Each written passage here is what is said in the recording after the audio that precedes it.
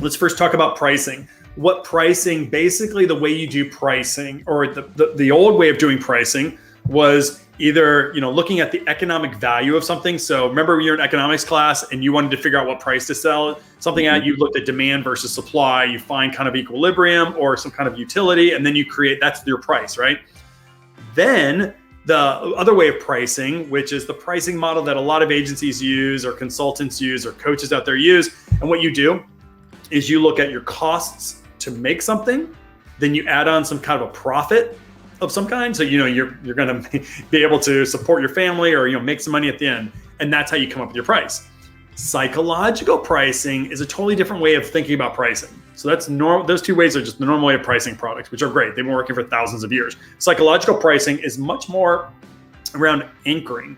It's the psychological value that you should be compared against. So I always use this example. I probably have done this show, DiGiorno Pizza. Back in the early 80s, DiGiorno Pizza was trying to compete in the frozen pizza space. And the way they were trying to compete was saying, we make a higher quality frozen pizza. Kraft bought or made the brand. We're putting really high quality ingredients, and their sales plummeted, bottomed out. They're dying. The business was dying almost immediately after launch. Why? Because they were priced next to frozen pizzas in a Walmart, and they're double the price, sometimes triple the price. So that way of pricing, because they had to cover their cost of goods sold, they had to cover their operational costs, there was the high price. They have a better tasting pizza that was dying. What did they do? They re-anchored. They used psychological pricing. So what did they do is they said, don't compare us against frozen pizzas. We're not delivery, we're DiGiorno. So they started comparing themselves against a totally different category, which was delivery, pizza delivery from Domino's and from Little Caesars.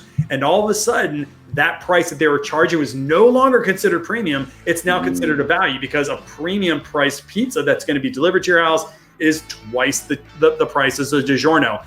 That's the power of psychological pricing. It's that you can charge not based on your cost of goods sold, not based upon finding some kind of utility between supply and demand. You can price using psychological anchors out there. And if you can position yourself as, we're not delivery, we're DiGiorno, or whatever else you want to anchor against, you can create much stronger pricing and control your value perceptions.